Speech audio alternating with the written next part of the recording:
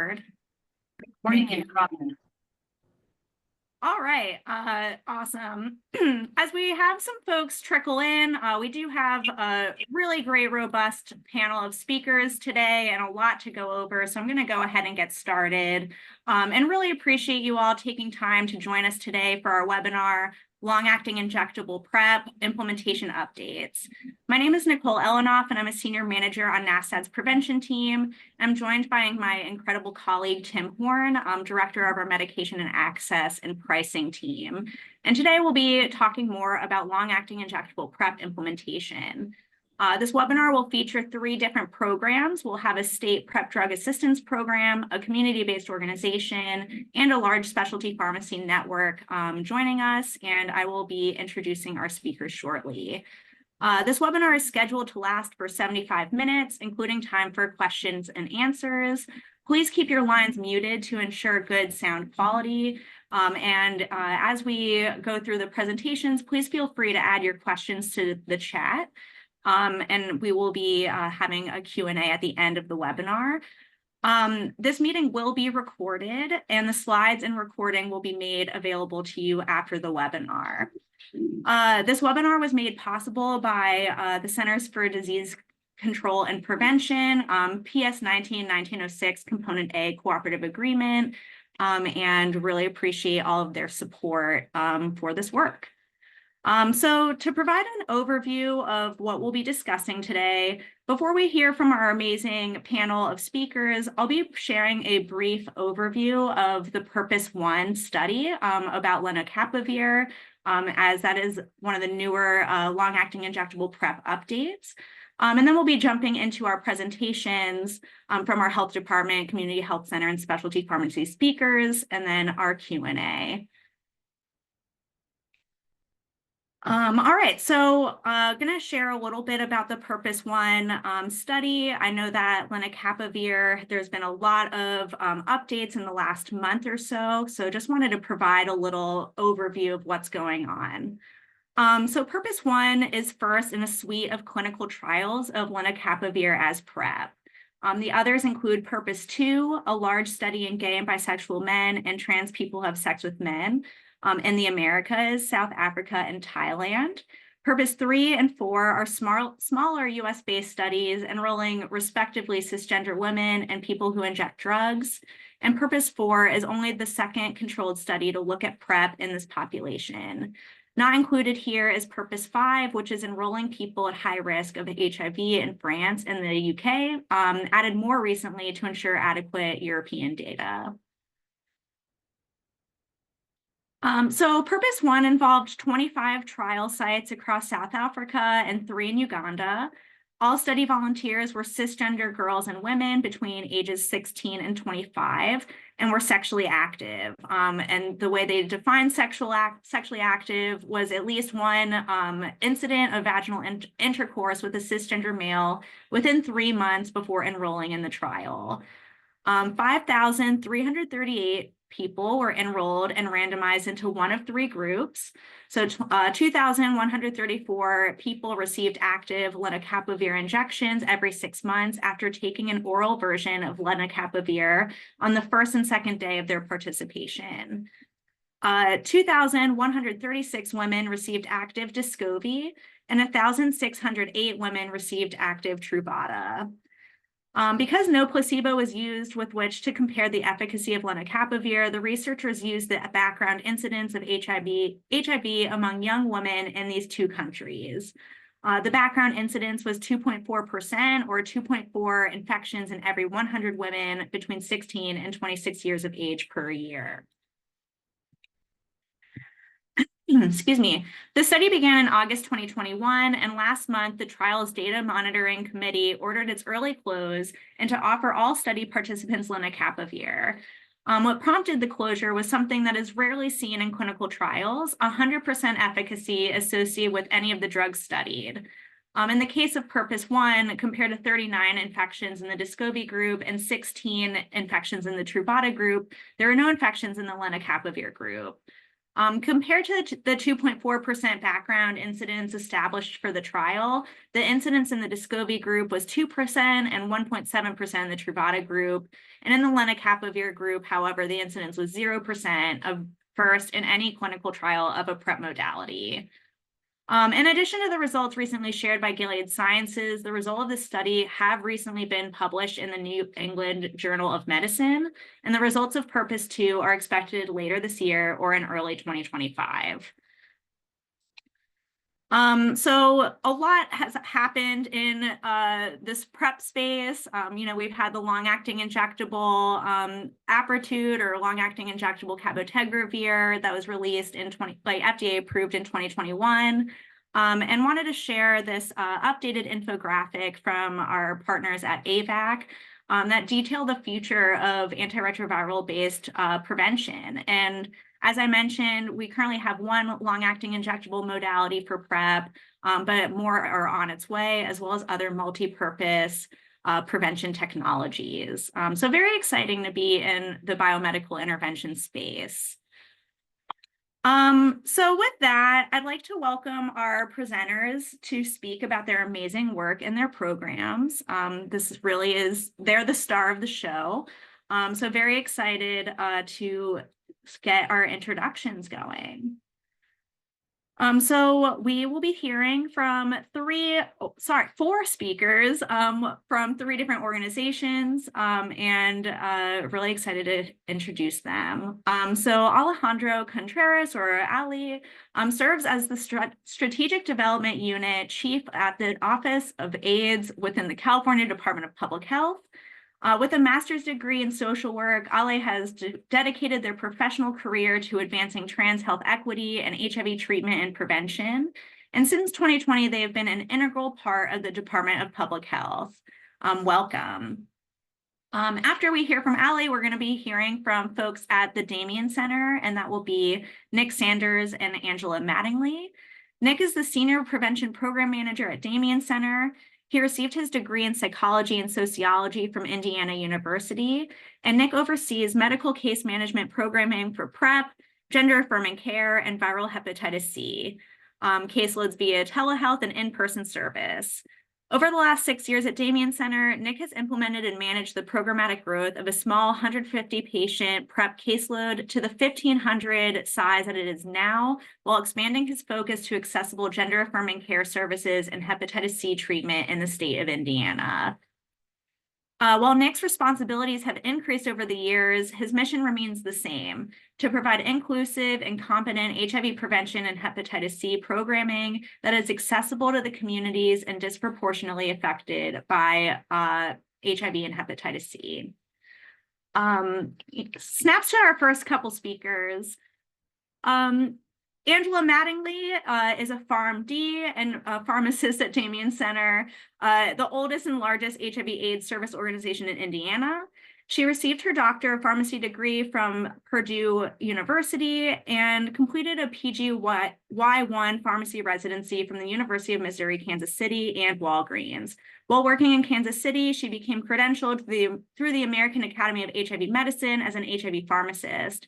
In 2017, she managed a pharmacy at the Damien Center. In 2019, she became the clinic's first ambulatory care pharmacist. Over the past several years, she's implemented and expanded clinical pharmacy services at Damien Center, including collaborative drug therapy management, smoking cessation, immunizations, and programs for injectable HIV treatment and prevention. Welcome, Angela. And our last speaker today is Sabeen Hasni. Sabeen is a pharmacist with 10 years of experience in the specialty pharmacy industry, serving in various roles that have focused on building specialty programs and initiatives, focused on improving operational flow, compliance, and clinical outcomes. Most recently, she has been leading the specialty clinical program development for Walmart, and her focus for today's talk will be specifically on Walmart's HIV program. Let's give it up for our amazing speakers. And with that, I will pass it over to Ale to kick us off with California's program. Hey, good afternoon, at least for me here in California. I know we're all over the place. Good afternoon again. My name's Ale. I go by he and they pronouns. I am the Strategic Development Unit Chief of uh, the working at the ADAP branch in California. Next slide, please. Next slide. I'm going to be talking to you today about California's updates around our long-acting injectable PrEP services and our utilization and kind of what we're going to be looking forward to in the future. Next slide. Oh gosh, my notes on this are all over the place. One second. So California recently added cabotegravir to our PrEP app formulary. Clients have to co-enroll in a patient assistance program, which is, either ViiV, Gilead, obviously specifically for LAI, it's ViiV. There are different client types here in California. We typically serve both uninsured and insured clients, and both will have to use the ViiV Connect program. We also have a different client type that I'll explain to you in just a bit, but PrEP app will cover the medication costs for clients with confidentiality concerns, minors that are 12 to 17, although long-acting injectable PrEP is not currently indicated for minor use, but again, those are all really clinically indicated with the providers. And then we also provide wraparound coverage for those insured clients that may have those little gaps in coverage where they have high copays or they used up the patient assistance program benefit and they're kind of in this limbo of, when is my coverage going to start again? And so we do provide wraparound coverage for those insured clients. Medication administration costs are covered within our PrEP app formulary. And then we also released a memo on this linked here, and I hope that we can share out these links and also the information at the end of this presentation so you can see what our memo says. Next slide, please.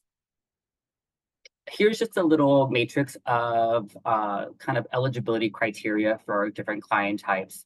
I didn't include minors in this. Minors have a really reduced eligibility requirements, but as you can see here, we see both adults 18 plus and then adults 18 plus with confidentiality concerns.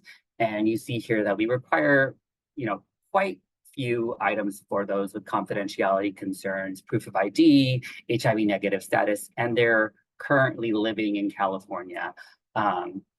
Just a little kind of tidbit, we are going to be increasing our threshold for FPL, federal poverty level, to 600% in the near future. And so that will also increase access to those folks that are between 500 and 600% of the poverty line. Next, and for folks that are in California, they're eligible for Medi-Cal, that is California's Medicaid. Medi-Cal covers long-acting injectable PrEP completely. And also most insurance plans here in California also are covering injectable PrEP without cost sharing, but there are those few or those situations where some cost sharing may be there and PrEP app kind of fills those gaps. Next slide, please. And here's where I wanted to give you folks a little bit of information of our clients with confidentiality type, kind of more information. So this, again, there are significantly reduced eligibility requirements for this client type. Often this client type might not be able to access PrEP due to their confidentiality concerns. So this means that they have their insurance through a partner, a parent, whenever they're not the primary policyholder, there could be some issues of confidentiality concerns. They have eligibility for a full year. This client type also applies for minors, which is really great for those youth that are seeking up to 26 that are potentially seeking services for long-acting injectables. And of course, the client type provides full coverage for the medications and services. And actually recently in a kind of California-based webinar, there was a navigator talking about access and the different ways they're getting access to folks here in California. And they gave the PrEP app program props, that it was really simple, that it was really streamlined, that folks that were accessing the confidentiality type here in California were they were able to get access to long-acting injectable PrEP either the same day or within a couple of days. So really proud and happy to hear that this client type was getting access so quickly here in California. Next slide. Here's a matrix that kind of talks about how the different client types will get access. We have those folks that have Medicare. Medicare does cover injectables, but they would have to also enroll in the ViiV Connect program. There is some Medicare changes coming down the line. If you are not in the know, they will be changing how it's covered currently in Medicare Part D to Medicare Part B, and that's going to change the way we also cover it. And so we'll be looking at that pretty closely in the next couple of weeks, as CMS will be releasing something on Medicare very soon. For those insured clients, again, most insurance plans here in California provide full access and supposedly with those cost sharing. But again, PrEP app here will fill in those gaps for those folks that do have copays or they run out of their ViiV Connect benefit. Those clients with confidentiality concerns, I kind of already explained that. They would enroll with us, and then our program would cover the full cost of administration services and benefits. And then talk about Medicare, but those also, the uninsured folks that I missed at the very beginning, those folks that are uninsured would have to enroll in the ViiV Connect patient assistance program, which covers, of course, the cost of the medication. And then we would cover any medical out-of-pocket costs. And then again, if and when they use up their patient assistance program benefits, we would step in and pay for the medications as a wraparound coverage. Here's a map of kind of where PrEP app is across California. Clients that are enrolled into the PrEP app program can go to an enrollment site. We also have what are called our clinical providers. So PrEP app clients that are enrolled in our program and had active eligibility should go to one of our clinical providers. Those are specifically for uninsured clients. So those clients that are insured and have a plan here, let's say like Blue Shield or whatever, they would have to go to a network provider to receive services. But those that are uninsured and have confidentiality concerns would go to one of our many clinical provider sites across California. And then they would also receive their medications from one of our pharmacies. If it's one of the ViiV Connect pharmacies, they would connect with one of those ViiV Connect pharmacies to get their medications. Here in California, we also have a telehealth option. Currently, we don't offer long-acting injectables through our telehealth option. There are quite a bit of nuances, in person, getting the injection, all these things that have to do with that. And so currently, we're not offering our injectables through our telehealth provider. But for those seeking any kind of other PrEP services or even PEP services, they can access our telehealth services across the state. We have a huge state, a lot of provider deserts, as you can see from this map. A lot of Northern California and the Central Valley are provider deserts. And so telehealth really kind of fills in the gap there where we don't have clinical providers or enrollment sites. Now I'm going to talk a little bit about our PrEP utilization. For our confidential clients, we do request that their prescribing clinician fill out this request form. There was a little bit of confusion. Is this a PA, prior authorization? Is it not a prior authorization form? This is really a form for us programmatically to really understand the utilization of our program, why folks are asking for long-acting injectable PrEP, things like that. And so there's no hard stop. If this we just, really want the data. And so folks will fill this in. And again, most folks, these are processed within the day, a few hours at most. And so there's really no barrier to accessing a long-acting injectable when folks are getting confidentiality concerns. Next slide. Here I wanted to show you folks, I think as of last month, our current enrollment numbers. So I think the number there is 35 up in the corner. Yes. We see, yeah, we see that number one, is there any kind of prior PrEP use? Most folks have, prior oral PrEP use. And for number two, it's pretty consistent that folks have a difficulty with consistent oral PrEP use. And then we also see that that kind of aligns with number three. What are the different side effects or reasons for using long-acting injectables?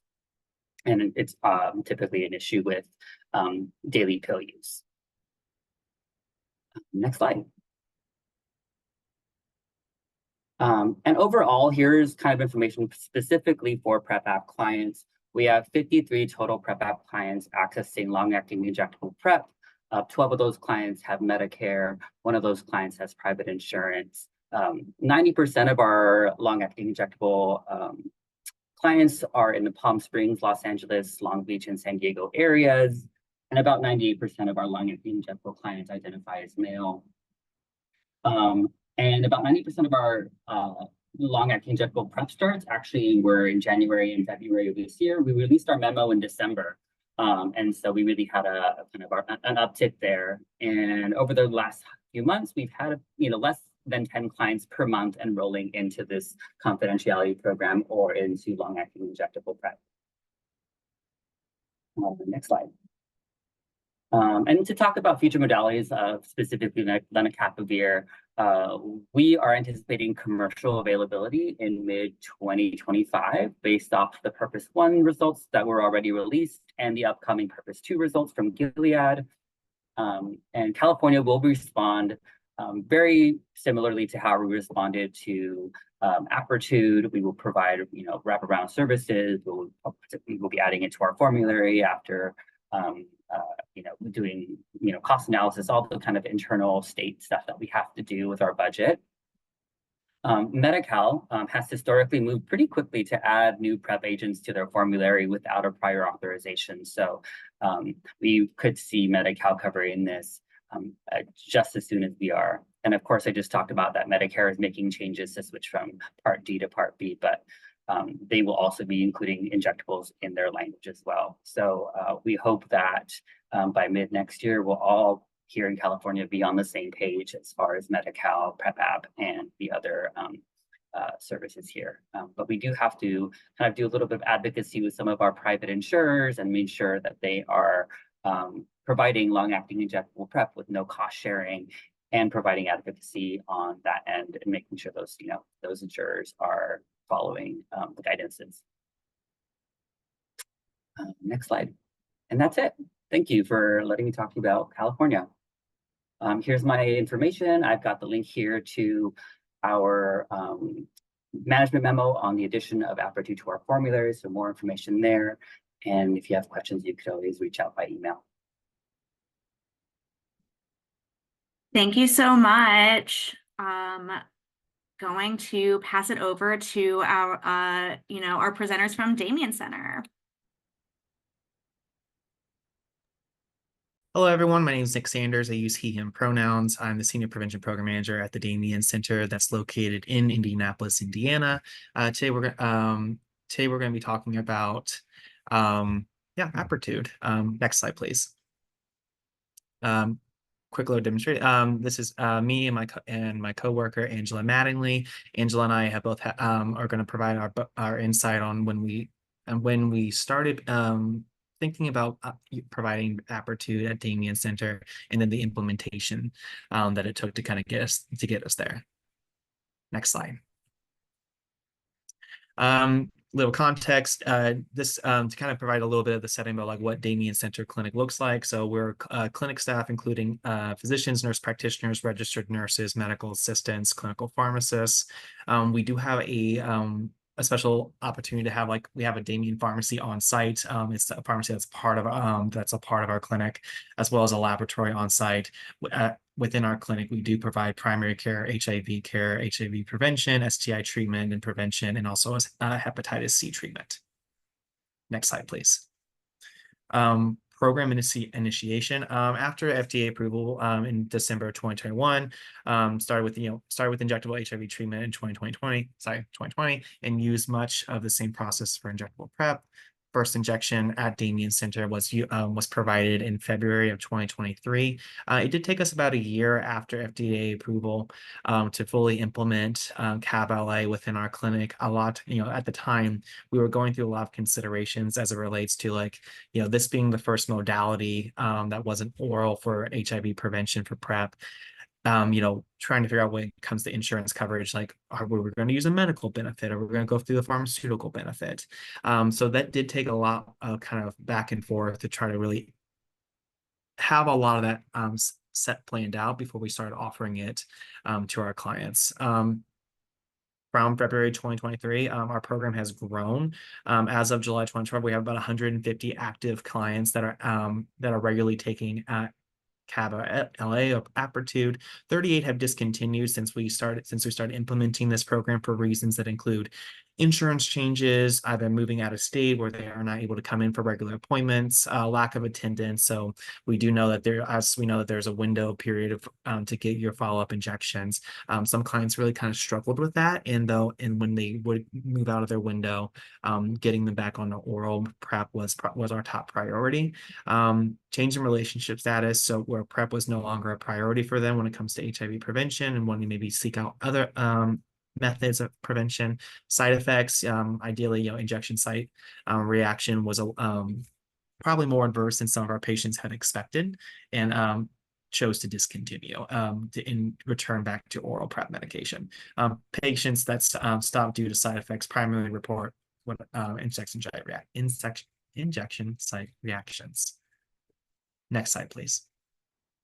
Promotion and client education to help get the program to where it was now. A lot of it was from word of mouth. So when we first started implementing Apretude within our clinic, we mostly engaged our currently retained oral PrEP users and to talk about their interest in utilizing injectable PrEP, letting them know about the key differences between oral PrEP medication and the reoccurring kind of additional attendance of them needing to come in for follow-up appointments to be able to stay retained in the Apretude program.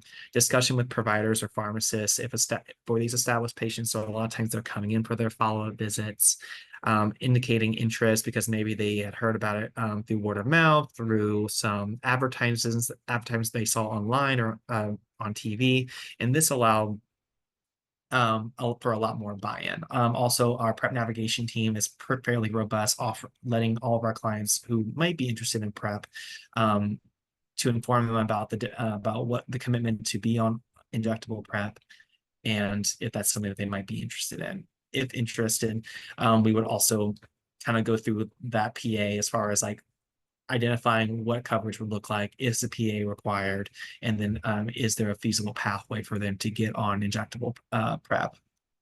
Next slide, please. And I am going to pass it over to my coworker, Angela Mattingly. Thanks, Nick. So as Nick mentioned, my name is Angela. I use she, her pronouns. And I'm going to be going over more of the process and what this program looks like in our clinic. And so in our clinic, patients see a pharmacist, nurse practitioner, or physician for their PrEP visits. And the first step in the process is the patient expresses interest in injectable PrEP, or maybe the provider suggests it to the patient because it would be more clinically appropriate. And this most often happens during a PrEP visit. The second step is reviewing information and having the patient sign a CAB-LA patient agreement.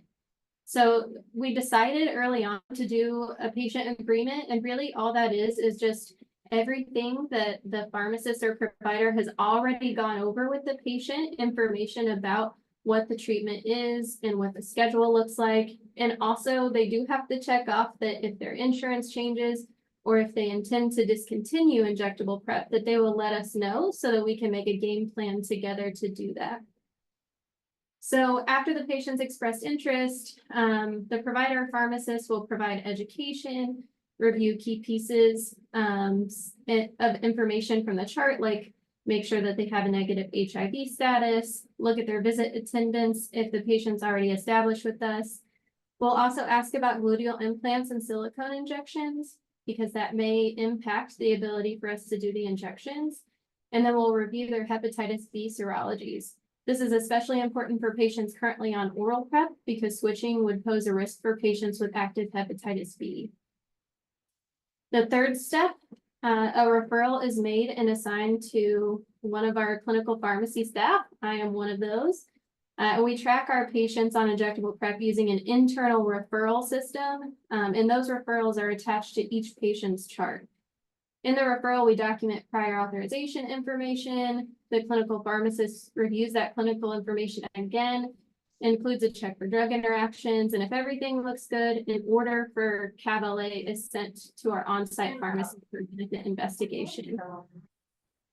Once the pharmacy team receives that order, they will also receive the referral, and they will try to run the prescription for CAB-LA on the pharmacy benefit. And if it's needed, they'll do a pharmacy prior authorization. If that's approved, the pharmacy team will help enroll the patient in Beef Connect or other foundation assistance to cover copays if that's necessary. And then the pharmacy team will send the referral back to the clinical pharmacy staff, and then we'll go right to step 6. If it doesn't go through on the pharmacy benefit, then we move on to step 5. And at that point, the referral is sent over to our medical billing team. So we always try the pharmacy benefit first because we can get automatic adjudication or an automatic answer most of the time. So if it goes to our medical billing team, they're going to try a medical prior authorization. If that's approved, the medical billing team helps enroll the patient in Beef Connect and then sends the referral back to the clinical pharmacy team. Once the clinical pharmacist receives that referral back with hopefully the approval, sometimes a denial, we're going to let the patient know the outcome of that. And if it was approved, then we'll go ahead and schedule that first visit. If the patient is currently on oral PrEP, during that phone call, we will let the patient know to go ahead and continue that. And then we talk about next steps at the first visit. Next slide, please. The first injection visit is always with the clinical pharmacist. This gives the patient the opportunity to ask any additional questions. If the patient hasn't already signed the CAB-LA agreement, at this point, we'll ask them to do that. We do a rapid 4th generation HIV test prior to administering that first injection. And then the patient will also have a blood draw, which includes the qualitative HIV RNA test. And we will also offer testing for sexually transmitted infections. The follow-up visits, those alternate between the clinical pharmacist and nursing staff, and the patient will see a nurse practitioner or a physician at least once a year. And then we schedule those visits every 8 weeks, and then we have that plus or minus 7-day window on either side. For missed injections, we try to reschedule those as soon as possible, and ideally within their injection window, so within that plus or minus 7 days. If the injection is outside the window, we recommend bridging with oral PrEP, and those are typically sent over to the clinical pharmacy team so that we can actually talk with the patient and give them instructions on what to do. If the injection is missed by more than a month, we basically follow the information in the Apertude prescribing info.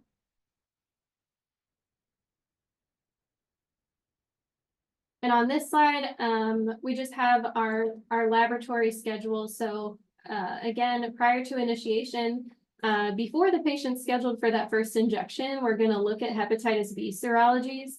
That I can't stress the importance of that enough, because we have identified patients who would not be good candidates to transition from oral PrEP to injectable due to active hepatitis B. We're going to do a rapid 4th generation test before administration at that first visit.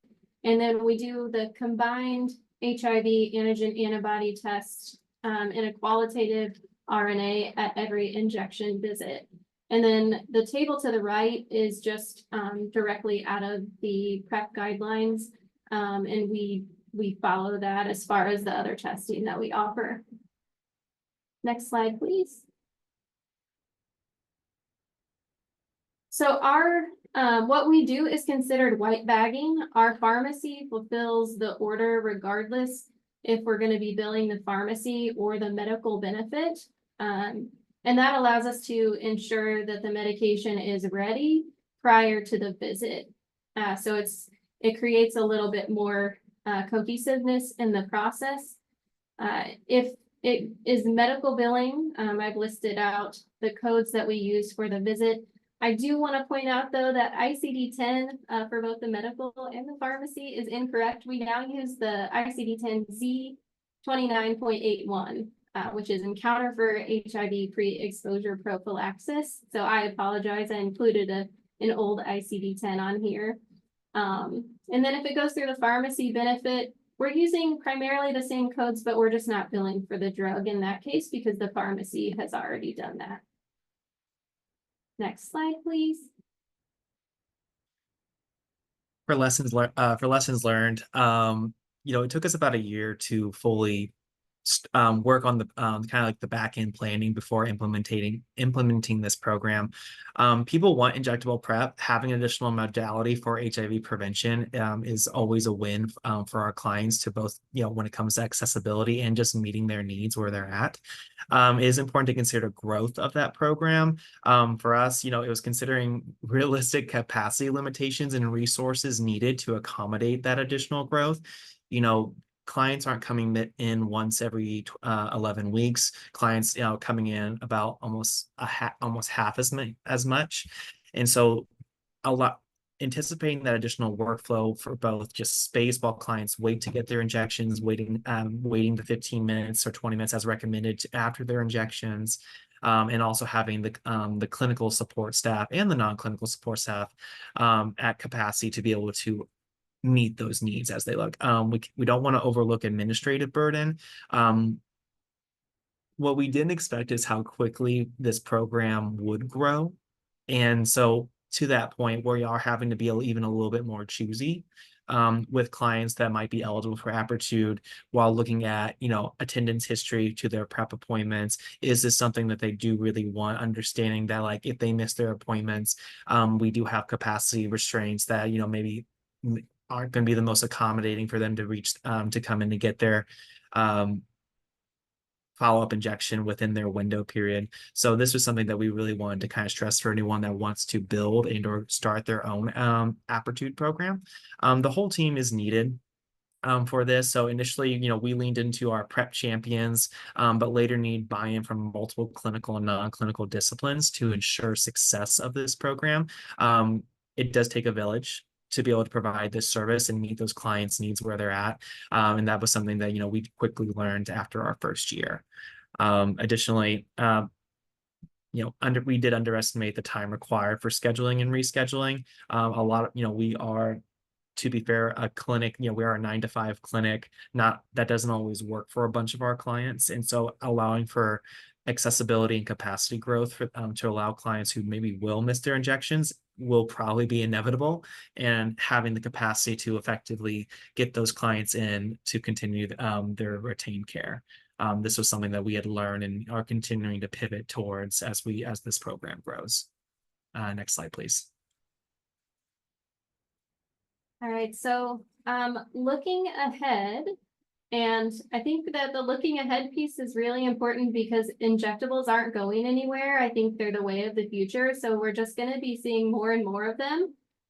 So for our clinic, things that we're thinking about, we do plan to add some dedicated staff to manage an injection schedule. Hopefully this will allow more flexibility for our visits and improve patient retention in the program. It's also going to decrease the burden on our staff during clinic hours. It is really challenging sometimes for our nurses and medical assistants to manage this program during clinic time. And then we're also going to have to respond to shifting insurance requirements. So one thing that we've encountered recently is that some insurances are starting to require that patients fill the prescriptions at mail order pharmacies, even if it's going through the medical benefit. So this can be really challenging, especially when you compare it to kind of the ease of our white bagging process. because it puts a increased responsibility on the patient to schedule the delivery on time for their injection appointment. And then, just the rescheduling aspect of that if it doesn't work out. And then we do expect there to be more injectable medications on the horizon. As of right now, we plan to largely follow our current model. And we're always looking at ways to improve that. Next slide, please. If you do have any questions, feel free to let us know. Just due to time, I think we need to let Nicole go to the next presenter. Angela and I will be putting our contact information in the chat. Thank you so much. Thank you both so much. Thank you so much. And if you have any questions for them, please add them into the chat and we'll get to them in the Q&A. And excited to welcome our next speaker. Thank you, Nicole. Hi, everybody. I'm going to talk with you today. Well, first of all, just to remind everyone, my name is Sabeen, Hasni, and I'm going to be talking with you all today about Walmart Specialty Pharmacies of the Community, or SPOC for short, specifically focusing on our HIV SPOCs today. Before I dive into the details, I want to kind of set the stage by providing a foundation of how we thought about our SPOC strategy in the context of Walmart's breadth and scale and our commitment to support the U.S. government's goal to end the HIV epidemic by 2030. Next slide, please. Moving on to the next one. Okay, thank you. So as far as Walmart's reach and presence in communities, we have 4,600 stores, 4,000 located in medically underserved areas, 90% of Americans living within 10 miles of a Walmart, and about half the population shopping at a Walmart every week. That made us think, right? Why that matters when we think about HIV is because HIV infection rates are higher in certain demographics, in certain geographies, and medically underserved areas. Walmart's presence in these areas and reach into those communities puts us in a position to impact the fight against HIV in a powerful way by increasing awareness and education, decreasing stigma, and promoting knowledge of HIV status.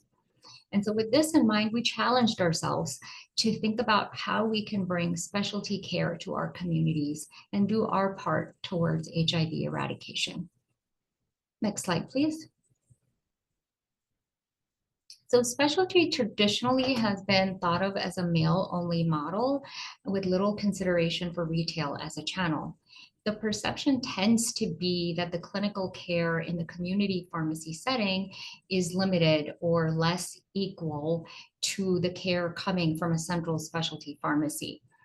Now, while this concept applies to many specialty disease states today, when you apply it across the board to all the specialty disease states that are out there, we essentially leave an opportunity to meet patients where they are, and we leave an opportunity to think of innovative ways to close gaps in care for certain conditions, and HIV is one of them.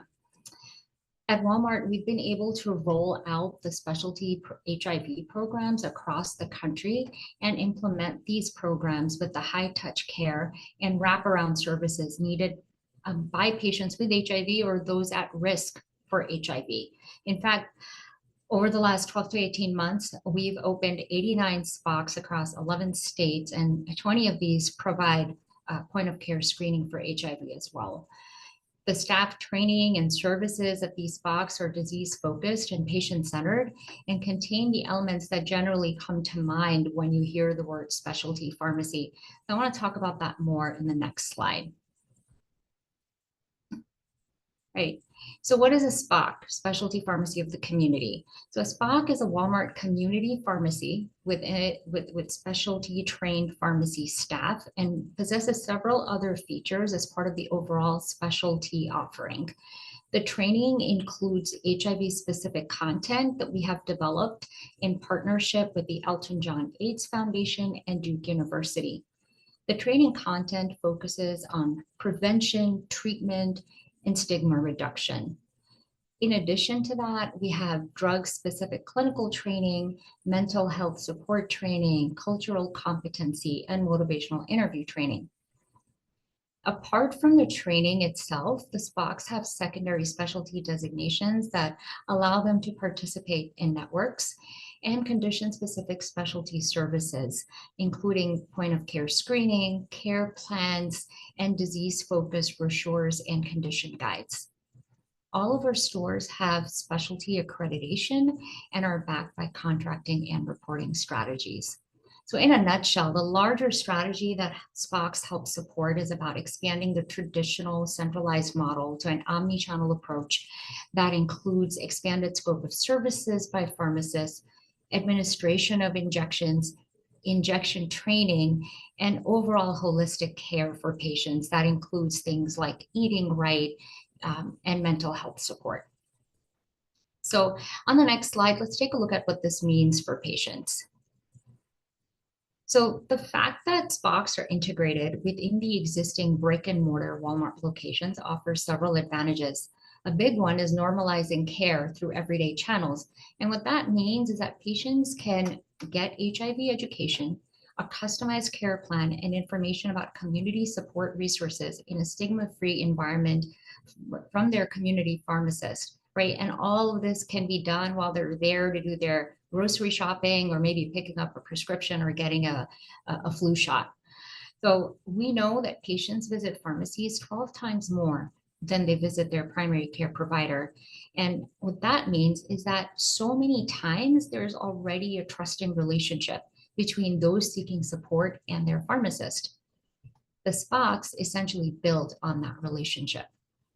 So on the next slide, I want to talk about what the actual experience looks like for patients. So patients can walk in or schedule a visit to benefit from the SPOC services. Once the patient arrives, the pharmacy team will collect the pertinent information and the pharmacist conducts patient counseling, and they'll review any concerns they have with the patients related to drug interactions, proper vitamins and nutritionals they should be taking, staying current on vaccines and any other relevant aspects of their care. The pharmacist also provides a number of resources to patients, including an HIV-specific brochure and condition guide. This educates patients about their condition and also informs them about support resources within the community. If the patient needs to have HIV screening done and they happen to be at one of our 20 locations that offer this service today, our pharmacist counsels the patient on what to expect as part of the screening process, the length of the test, possible outcomes, and what those outcomes might mean, and what the follow-ups will be needed. The entire HIV screening process is conducted in the privacy of a health services room and is informed by CDC guidelines. And pharmacists recognize, just the sensitive nature of HIV screening. So we train them and they take a lot of care to protect the patient's privacy and especially be emotionally supportive throughout the process. We also have a centralized team of community health workers who will work with each patient who visited the SPOC and help them overcome social determinants of health-related issues, right? So if they're having trouble getting transportation, they'll help them with that. If they're having issues with food and housing insecurity, the CHWs help with that, in addition to even supporting patients through things like finding employment. Another wraparound service as part of the SPOC model that can have a positive effect on health outcomes is pharmacist administration of long-acting injectables. So I want to talk about that on the next slide and how pharmacist administration of LAIs can benefit HIV patients. Okay, so for a patient who's seeking administration of their long-acting injectable, we have a current administration model that we're building on for HIV LAIs. In that model, patients can walk in or call ahead of time to schedule an administration appointment. Once they arrive, our pharmacy team has them fill out the needed paperwork, the administration is conducted, and then the pharmacist will complete the needed post-administration follow-ups, side effect management, and other relevant aspects associated with the administration of the injection. Obviously, pharmacists receive the drug-specific training on the medication in order to make sure that the experience is clinically sound and all the needed follow-ups are conducted. Providing the service at the pharmacy offers a big advantage to patients because with that, patients have another avenue to get their injection, right? If you think about the pharmacy's hours and the location to the patient's home in so many cases, that really works out for a lot of people who otherwise would not be able to get that injection. And in addition, like I said, the training on the cultural competence, it helps to ensure that, the experience is stigma-free and conducted in a private setting. Now, in addition to promoting adherence, pharmacist administration of LAIs also offers a cost advantage. Pharmacies as an alternate site of care can save plans about $1,300 a year per member. Now, of course, with improved adherence, assuming that patients are able to stay in the window for the injections, the biggest return on investment comes from reduced comorbidities, better quality of life, and in the case of HIV, obviously, suppressed viral loads or infection prevention. So in conclusion, actually, we can go to the next slide. I know, a lot of progress has been made in the fight against HIV, even when you think about how far we've come since the 80s, whether that's advancements in therapies, education, stigma reduction, and advocacy work, right? But there's a lot more that needs to be done to get us closer to eradication. And we'll need to continue to think of innovative ways to close the gaps and overcome barriers to access. As a pharmacist, I think about the landscape and how it's changing as far as pharmacist scope of practice, right? It's continuing to expand, and we are seeing this with pharmacist test to treat and hormonal contraceptive prescribing. Specifically for HIV, states are recognizing the pivotal role pharmacists and pharmacies can play to increase access and get patients linked to care. More and more states are passing rules that allow pharmacists to conduct screenings and prescribe PEP and prescribe PrEP and administer medications. So in general, adding pharmacy as a viable access point for patients and gaining recognition of pharmacists as providers will continue to be important drivers of incremental progress towards HIV awareness, treatment, prevention, right? And even education. All is part of a multifaceted and multidisciplinary approach to end the epidemic. And that's all I have. Thank you.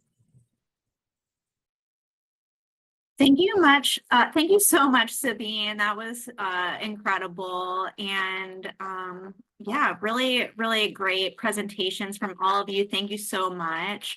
And I know we've gotten a lot of questions in the chat, but I'm going to turn it over to my colleague, Tim, to moderate our Q&A. Great, thank you. And thank you to all of our panelists. I think that was incredibly informative and just such a, sort of a rich overlay of so much of the great work that has been, taking place. And I think it really is a testament to how far that we've come in the implementation of long-acting injectable cabotegravir. And as we begin to think about sort of like what does access and increased utilization look like going forward on that. So with respect to questions, I've jotted down a few questions that have thus far sort of gone unanswered. It looks as if Nick and Angela have been typing furiously in response to some of the specific questions targeting their program's implementation. So what I wanted to do, while I think we're getting some more specific questions here, I just sort of wanted to sort of level set, just because I think, Angela, you touched on some of this during your presentation, is that this has been a puzzle, I think, for a lot of programs, just simply because this has been such a shift in the way a PrEP modality is being delivered. And I think that it's a real breakaway from our traditional pharmacy model. That is a model that's been in place for HIV treatment for 30 years. Even in the HIV PrEP space, it's been a pharmacy model, and that's typically involved like a pharmacy benefit by insurers. And now we've moved into this whole different frontier. And I know that the Damien team talked about their white backing mechanism and what that looks like. And it's really sort of like brought in a whole different vocabulary, a sort of whole different way of doing business, because in addition to like white bagging, we have the pharmacy that's actually, shipping the medication, to the clinic to administer the drug. We also have buy and bill, in which the clinic, have to purchase the medication directly, and they keep it in their own inventory before they administer it. And then we have medical benefit versus like, pharmacy benefit. So really, the whole landscape and that payer landscape and the supply chain and the all of that has just changed like considerably, or is changing considerably. And so really that raises a lot of questions in terms of how do we get ahead of this? How do we sort of, ensure that we are set up for success in a landscape that is really forever changed in terms of how we, provide and maximize access and utilization of a biomedical intervention such as long-acting injectable PrEP. And that includes the modality that we have now. And as Nicole referenced, we're looking at some future modalities. So again, really sort of like a sea change in how we do this, and the science supports that. But so I sort of wanted to ask all of our panelists, it's like, when you think about, and I think I'm very curious if Sabeen and Ale and like Angela and Nick, just you're coming at this from some sort of very different perspectives, some like sort of like a pharmacy-based perspective, sort of a clinic-based perspective, and then like governmental public health, and that like, what do you think, how do we really need to ensure that we're setting ourselves up for success in terms of coordinating all of these very different systems to maximize access? And that's going to sort of dovetail with a very specific question about like when somebody sort of like they initially express interest to when they first get that drug, what are we going to need to do to like navigate this very sort of complex systems to maximize access and success with respect to long-acting injectable PrEP? I don't know who wants to go first with that.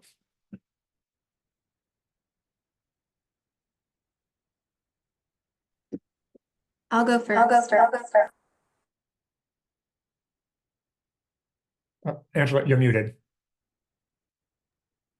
Okay, can you hear me now? Yes. Okay, I unmuted and Nick was unmuted and it was a whole thing, so I apologize. So the first thing that comes to mind is really insurance. So there's lots of pieces to this puzzle, but I think by and large, the most frustrating piece of it for a lot of us is when we run into barriers with insurance, and that can be with like initial coverage. So just making sure that we have good coverage for injectable medications, and so that patients don't run into barriers where they don't even have the option to switch from oral to injectable if that's something that they really want to do. And then, if there's a better coverage for it, then it's maybe less of an impact when somebody has an insurance change and has a new plan. Because that's another scenario that we run into. We have really good coverage on the current plan, and then the patient gets a new insurance plan, and then we have to jump through all of these hoops to ensure that they don't miss their injection or have to even change back to oral PrEP because injectable isn't on the formulary. I'll Great, go. that's I very think helpful. on the kind of state government level, really ensuring that, like at least here in California, that our Department of Insurance, our Department of Managed Care are really communicating to plans that they should be following guidance, that they should be providing long-acting injectable PrEP without cost sharing, and ensuring that they're offered as both a medical benefit and a pharmacy benefit, because that really causes a lot of friction and confusion at the payer level.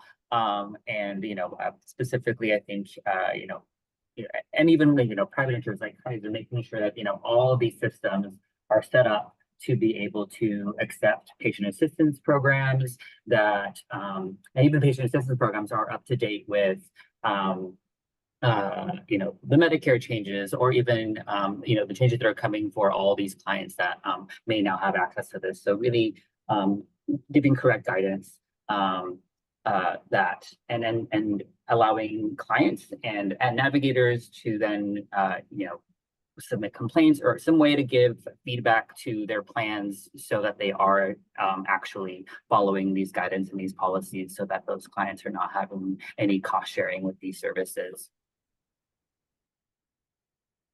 Thank you, Ale. Sabeen, any thoughts? Yeah, I was gonna say, to add to what everyone already said, I think an aspect that sounds like Nick and his team have already figured out, but I think for folks who are starting to step into this space, the coordination of all the lab work, especially for certain settings, right? When you think about patients who might be just going to their physician who prescribes them the LAI, right? Now the physician is relying on this patient to make sure their labs are done if they didn't draw the blood and send it off for testing. So I think that is another piece to think about, right? In terms of adding to the complexity and managing patients appropriately, the ongoing lab work and making sure that patients are staying compliant to that. So lots of, I think, coordination and communication needs to happen there as well. Great, thanks, Nick. My last little comment, and it's really kind of just when understanding the flow of like who is involved in the process, whether it be clinical, non-clinical supports, advocates, PrEP navigators, we use this word a lot, they really are a lot of like the advocates for our clients. And advocacy can look in really interesting in a lot of different ways. Indiana, despite being a very conservative state, we have a very acknowledging state health department to where they can help campaign. We help present them with like the barriers, and they help allow us to campaign to them to allow for expanded coverage. If there are limitations, who can you advocate to and get on board with this process to make something like injectable PrEP accessible to our clientele? Damien, we regularly send submissions to the Indiana Commissioner's Office, Insurance Commissioner's Office, to identify gaps in coverage, while also trying to expand our own Indiana PrEP assistance programs. So these are areas where if you feel like there are barriers in place, what steps can you take to overturn those? And sometimes it's just getting buy-in from your coworkers, getting buy-in from the clinicians and or the lab servicers. As Damien as we a lot of trial and error, but like as we kind of progress through this program, we leaned on the supports that we have, whether that be this, the great prevention team over at NASTAD with the ViiV representatives. We may all have our our views when it comes to pharmaceuticals. At the end of the day, they want their drug to sell. And so they want to be able to provide resources to help make that accessible for you and to your clients, with ideally minimal barriers to the clients. So it's really, that was probably the biggest takeaway point for us, is like, if there are gaps or if there are barriers, where can steps be made to help advocate to minimize those gaps and be able to support our clients a little bit more? This is a new landscape, but I think it hasn't changed too much. That we're just trying to make sure that our clients can get the best care that they can and deserve. Great. And I just have a follow-up question for this is probably for Nick and Angela and Sabeen. I just wondered if you could talk a little bit about like the client experience. So like particularly perhaps during that eligibility determination period, we understand that can be significant in terms of, securing any sort of prior auths, getting the actual like, coverage determination, or getting that coverage confirmed. Do you start an individual on oral PrEP in that meantime while you're waiting to make that switch over? Number one. Number two, what does this look like at the clinic level? So when an individual is coming on, like, what is the wait time in your waiting rooms? Like, what is the, how long are they, like, what is the process for them when they, step foot into the clinic in terms of getting their injection? Nick. All right.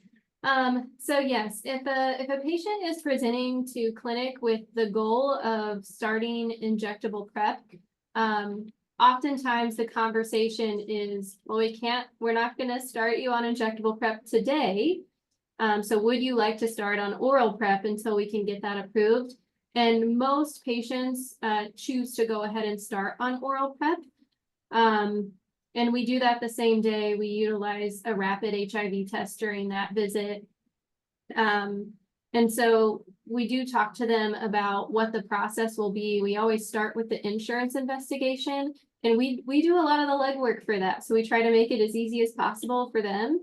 On average, anywhere from, a couple of days for most plans up to like a week. to get the prior authorization process done. And then, you know, another week or two to actually get them scheduled for a visit. So we do tend to get them started on oral PrEP first. And then, you know, we do the legwork to make sure that the injectable PrEP is covered. And then first available, as soon as we can get them into clinic for their injection, we do that. There was another piece to that, and I have lost my train of thought. It might come back to me. Yeah, the second part of that, and we'll want to hear from Sabeen next, is in terms of the clinic experience. When they come in, you've got the coverage determination, that's all set. So what does that look like when they set foot into the clinic? How long would that process until they're able to actually receive their injection, and so on? What does that time flow look like? Oh, I got you.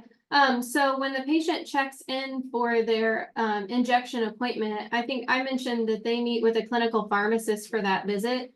We schedule them in 30-minute slots. And that takes into account the time to like get their labs, to go over everything, and to actually get the injection. So they'll be roomed just like they would if they were coming for any other clinic visit. They're going to get vitals, which is pretty quick. And then the clinical pharmacist will go in and just kind of briefly review information that was already discussed when the patient decided to start on injectable PrEP. And then just answer any questions that they might have. And we have that conversation while the rapid HIV test is going. So I guess during that rooming process, they'll get a finger stick. And so while we're having our conversation, we have a rapid test running. And then after, you know, we wrap up with our conversation, and we have the negative result, the patient gets their injection, and they get rescheduled to come back for their next one. We do have them wait for like 10 to 15 minutes after their injection, just to make sure that they're not going to have any kind of reaction, just like any other injection. So about 30 minutes. It kind of depends on the flow of the clinic that day. Great. And before we move over to Sabeen, I just wanted to, Robert Wilder-Blue just sort of noted, this is the assumption that you actually have those medications in stock, that you're not dependent on a shipment, you know, per client in that way.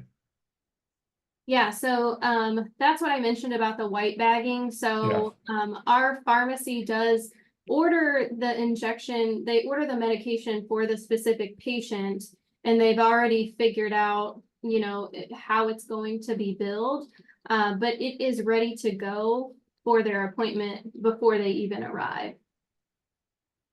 Great, thanks so much. Sabeen, at Walmart, how is this, what is that looking like, both in terms of the sort of like the eligibility verification as well as the sort of the client flow through that appointment? Yeah, so in many ways similar to what Angela just described. From a pharmacy perspective, if you look at it, what would happen as far as, you know, the eligibility piece is that first the prescription would come into the pharmacy, right, for for the pharmacist to dispense it, right, and the administration would happen off of that prescription, right, where the doctor indicates that, hey, pharmacy, administer this.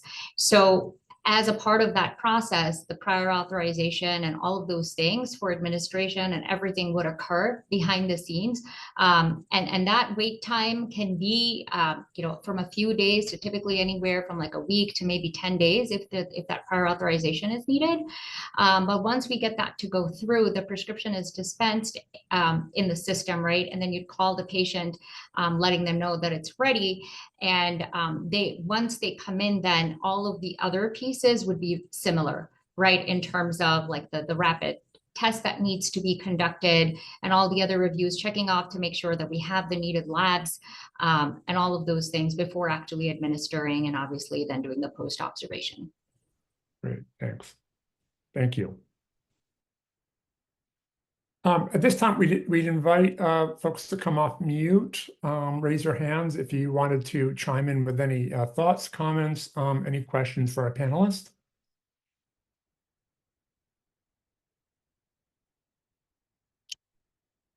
We have a question. Is there a set criteria you use to determine which patients would adapt better to long-acting injectable PrEP?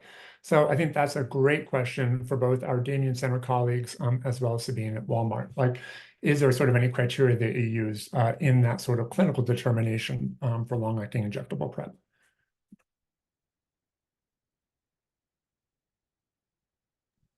Sure, I'll go ahead and start if that's okay. So general criteria that we think that anyone might be able to do. So I think it's sometimes individuals that like maybe have, you know, when we think about what injectable PrEP was, who was it supposed to benefit, you know, it could really well benefit our unstably housed, more transient clients that might, you know, struggle to hold on to oral medications in their commutes to point A to point B on the daily. Also for clients that may also be a good candidate for injectable PrEP. You know, it's nice to not have to take an oral medication every single day, but there is still a level of commitment to be able to, you know, stay retained in injectable PrEP. So if we're also looking for clients that have good attendance history to their appointments, that understand the rigor about like, hey, I don't have to take an oral medication, but I do need to make sure I come to my regularly scheduled appointments within my window period, so they don't experience any sort of lapse in coverage. Those are things that we knew about at the very beginning. It's something that we're kind of leaning a little bit more into, just because clients sometimes don't, you know, they know they want it, but maybe they don't fully understand, you know, the commitment to taking injectable PrEP and to making sure that, you know, we're able to safely provide that injection within guidelines. That's something, those are kind of like the two bigger factors. Angela, do you have anything you want to add? I'll just add what I mentioned during our presentation. So if someone has active hepatitis B and they're already stable on an oral PrEP medication, I'm going to recommend that that person not switch to oral PrEP unless, you know, under the guidance of a specialist. So that's kind of a more clinical criteria. We have had patients who, like, maybe we don't know their visit attendance because they just established PrEP care with us. And we don't necessarily discourage people from switching to injectable PrEP. And we've also had patients who maybe don't have the best attendance history, but they do come in. Maybe sometimes they come in like a month late for their oral PrEP visit. And I think that's why we put so much emphasis on that education before we start them on the injection. So, and having an open conversation with the patient of like, hey, this is what this medication is going to require of you. We'll help you out along the way, but this is something that you want to think about. And sometimes patients will decide, you know, well, maybe that's not the best option for me. And then sometimes they choose to go ahead and try it. We've seen situations where we get them scheduled and maybe they no-show a few times for that first injection. So I think it's really just like, we don't want to tell anyone no, that this isn't the medication for you if it's something that they're really motivated and want to do. But I think having a lot of open and honest conversation with them and providing the information to help them make a decision is really important too. Great, thank you. And before I turn it over to Nicole, I know we're at the top of the session here. Sabeen, anything you wanted to add? Ale, anything you wanted to close with? I was just going to say, with regards to those candidates, right? I think like there are people out there with housing instability issues or, you know, concerns around privacy. I think it translates into poor adherence, right? More than half the time. So looking for those patients and having conversations with them, setting realistic expectations, right? Like at the get-go, it sounds great, right? I only have to come here once every 8 weeks, but there are some expectations around that. So making sure patients understand that before getting into that therapy. Thanks so much. Amazing. Thank you all so much for those incredible presentations. Can we just get a round of snaps and claps and just round of applause for our incredible speakers and for that amazing question, Q&A and discussion period. So as Tim mentioned, we are at the top of our time together. If you have any questions for, our panelists, they added their emails in the chat. But if you have any questions about, any PrEP related matters, you can reach out to us at prep@nasdad.org. And my email and Tim's email is on here as well. And just want to say thank you so much again for joining us this day to talk about implementation updates for long-acting injectable PrEP. And yeah, stay cool out here, stay hydrated, and enjoy the rest of your summer. Thank you all so much, and cheers. So have a great rest of your day, everyone. Thank you so much. Thanks, everyone.